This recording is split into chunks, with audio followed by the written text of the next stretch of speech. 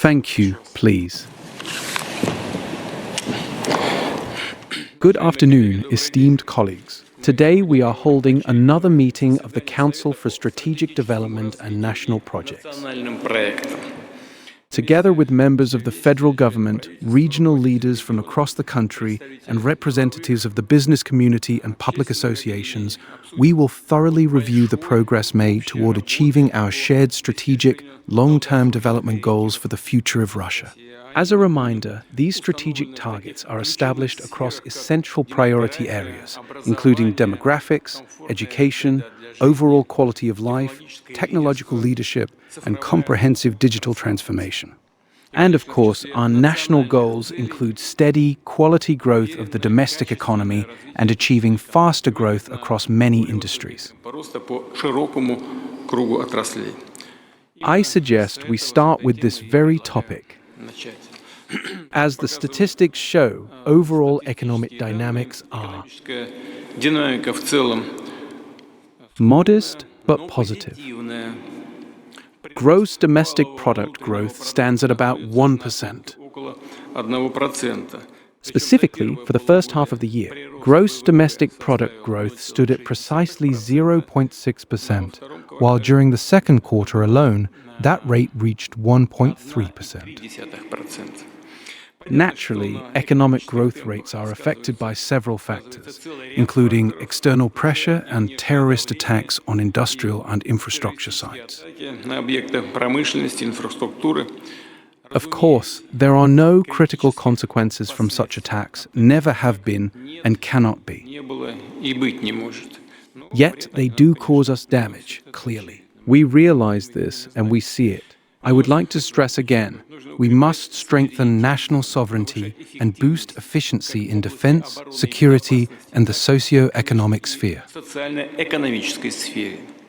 We are already executing a plan for structural changes in the economy, including labor market development through advanced, productive jobs and increased output in high-value added sectors.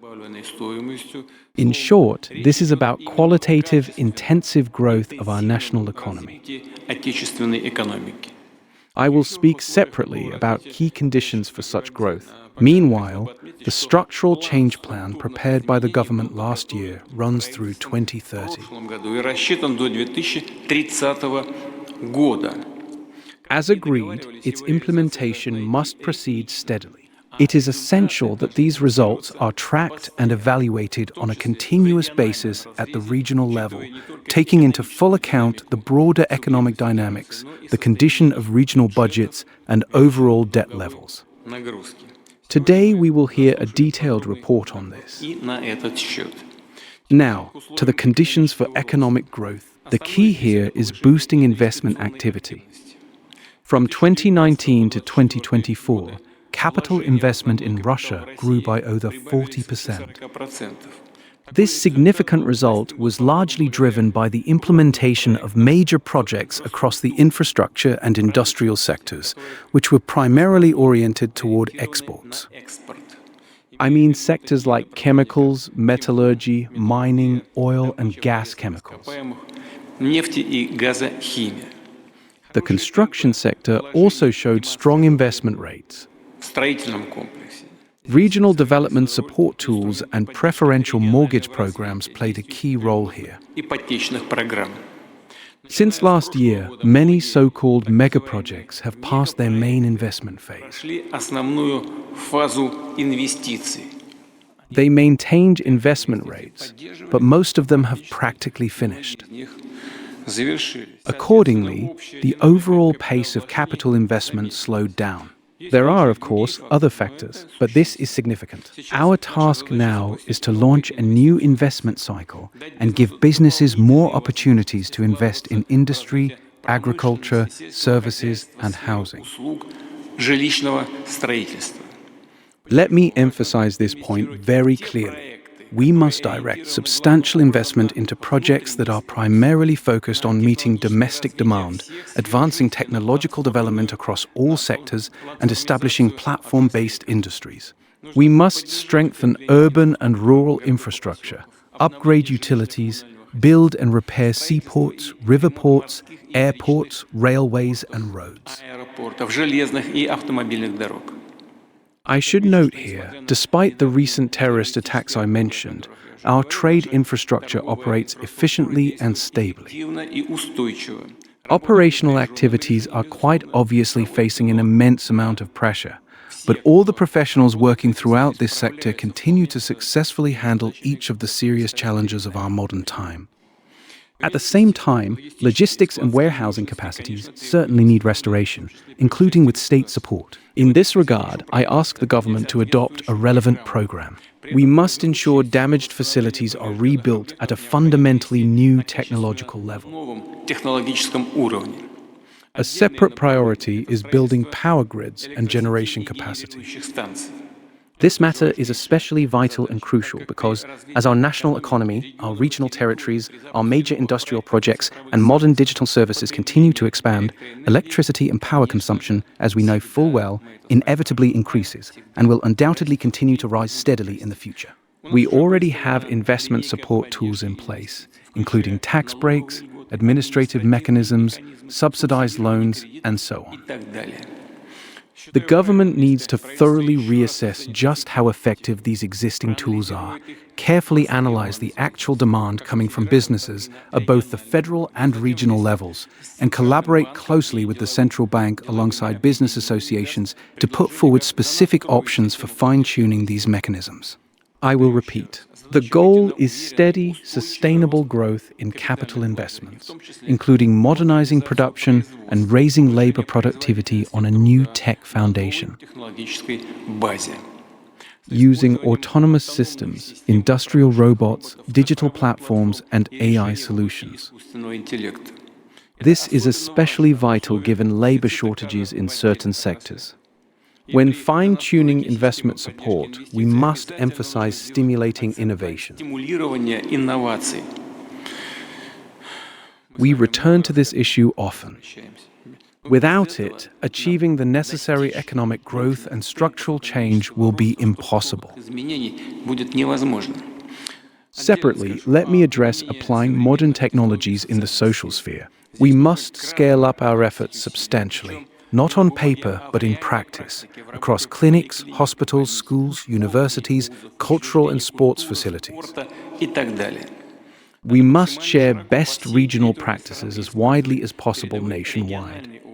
Naturally, it is always much easier to simply speak about what is happening in Moscow, but they undeniably serve as prime leading examples that truly must be mentioned here.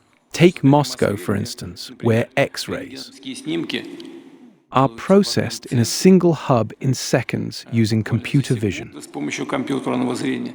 These diagnostic scans not only maintain an exceptionally high standard of image quality, but are also completed in a substantially shorter time frame than standard procedures. It is convenient for patients and reduces the workload on doctors. Besides, expensive medical equipment doesn't sit idle and serves more patients in the same time frame. In short, it is a great example of boosting productivity in clinics and hospitals. There are plenty of such examples, and not just in Moscow, including telemedicine, automated appointments, digital assistance for services, and so on. I've seen all this firsthand during regional trips. It works effectively. I ask each social sector agency, drawing on proven success, to build a portfolio of breakthrough solutions. These will be mandatory for social institutions joining the Federal Productivity Project. I also urge colleagues in the social sector to actively shape the national digital platform strategy. Its development was announced back at the St. Petersburg Economic Forum this June. I repeat, digital platforms must be leveraged fully in healthcare and education, not just in business, industry, and trade. These dedicated sections must be included in the national strategy. Next, It is essential that both members of the current workforce and today's students, who represent the specialists of tomorrow, are provided with clear and accessible pathways to master advanced technologies, fully leverage their potential benefits, and continually upgrade their professional skills. Concerns the public administration system. Thus, this year, a program was launched for officials responsible for regional and industry staffing and their adaptation to technological changes. We agreed to launch this program last December at the State Council meeting. It was prepared by SBIR, the Presidential Executive Office, the Russia Land of Opportunity Organization, and RANEPA.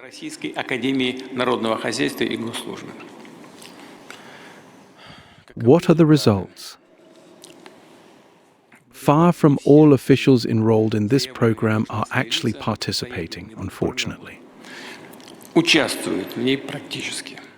Only 51 attendees completed the first module, just 43% of the total. 73 people managed the second module, which is 62%.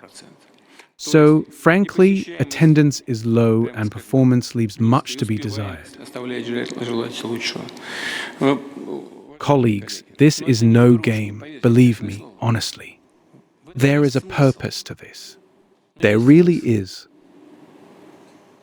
And certainly, all of those individuals who took the time to attend, explore these opportunities, and actively apply modern technologies directly to their everyday work must undoubtedly have seen the tangible benefits for themselves. I ask you to pay attention to this. I am asking the Executive Office to conduct a thorough analysis of this entire situation, right up to the point of taking concrete and decisive measures against both those who deliberately ignore it and those who are merely going through the motions. Understand, if someone doesn't attend, isn't interested, they're not striving anywhere. They lack ambition. They lack good ambition. Don't treat this as a formality. I urge you, please. What else would I like to emphasize? Strong professionals and modern infrastructure ensure high-quality social services. The main criterion here is, of course, the public's feedback. Starting this year, people can rate educational, medical, sports, and cultural institutions via the Goslugi portal. In other words, provide feedback to their managers and local authorities. This service is currently available in 30 regions. I strongly urge every single constituent entity of the Russian Federation to launch these online rating systems for all social institutions without delay, and to fully integrate them into existing digital platforms, thereby ensuring that citizens can access and use them with complete ease directly from their mobile devices. And I ask the All Russia People's Front to monitor service quality trends and public satisfaction with social services. Colleagues, I have pointed out on numerous occasions in the past that the joint, coordinated efforts undertaken by the state, the business community, and public organizations within the framework of our national projects must always be directed towards one primary overarching goal, namely, steadily improving people's quality of life. You and I, we talk about this constantly. We must create opportunities for everyone in every region to learn a profession and find a job, a well-paying job to ensure their families' and children's well-being, and live in modern, comfortable conditions. Such positive changes shouldn't just be recorded in reports. People themselves must see and feel changes for the better. That is the main criterion. Whenever something goes wrong, and members of the public quite rightly draw attention to it, we need to pick up on these signals without any delay whatsoever, and take timely action, both federally and locally in the regions. We have a sociological polling system. Through this platform, citizens have the opportunity to voice their opinions on issues such as education, healthcare, and public transit within their respective cities or local districts. They can note successes or point out missteps and shortcomings. The government must constantly analyze this monitoring data. I emphasize every minister, every deputy prime minister must engage directly with regions and tackle local problems where certain areas are still lagging behind. That certainly happens. This clearly indicates that further dedicated efforts and additional material resources will be required in those particular areas. Today we will hear the government's report on this matter. Let me add that, on my instructions, the Accounts Chamber audited the implementation of national projects. Naturally, it identified weaknesses, drew concrete conclusions and recommendations, expecting them to be factored into legislation and Russian government decisions. I must note that substantial funds are allocated for national projects from the federal budget, private investors, and regional budgets. And it is crucial that all national project targets and measures are met on schedule, in full, with the required funding. Special attention must be paid here to regional finances. In the first half of this year, both revenues and expenditures of consolidated regional budgets rose by 5.9%. The total deficit was 160 billion rubles, almost the same as a year ago. However, by year-end, regions expect increased spending. Acting on a proposal officially put forward by United Russia, we have made the firm decision to provide further financial assistance to regional budgets by extending the repayment terms for their state budget loans well past the year 2030. Thanks to this measure at the disposal of the federal subjects, an additional sum of about 100 billion rubles annually will remain available over the next 4 years. And the regions will be able to channel these funds into development. I propose another important step, helping regions facing the toughest budget situations. This year, they will receive at least an additional 100 billion rubles. Today, we will discuss the timeline and criteria for allocating these funds. I urge the government to maintain the balance and stability of the entire budget system. I know the Finance Ministry and regional colleagues are already working on extra tools to bolster regional finances.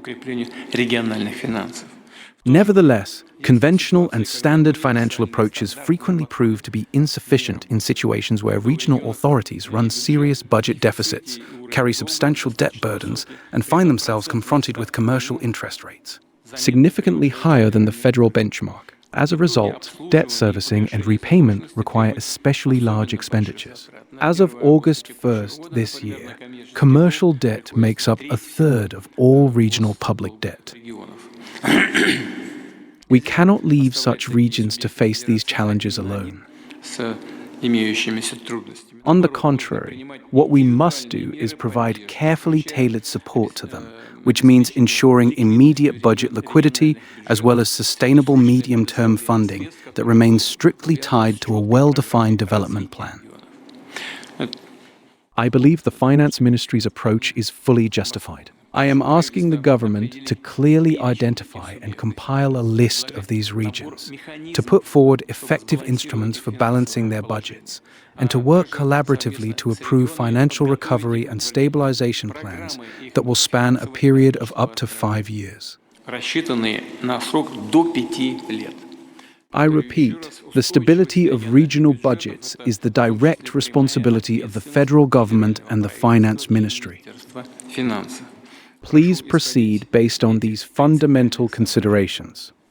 Thank you very much for your attention. Dear colleagues, an absolute priority and a paramount central task for each and every one of us continues to be resolving the entire range of issues connected with the special military operation, as well as providing full, comprehensive care and ongoing support to all our service members and the members of their families.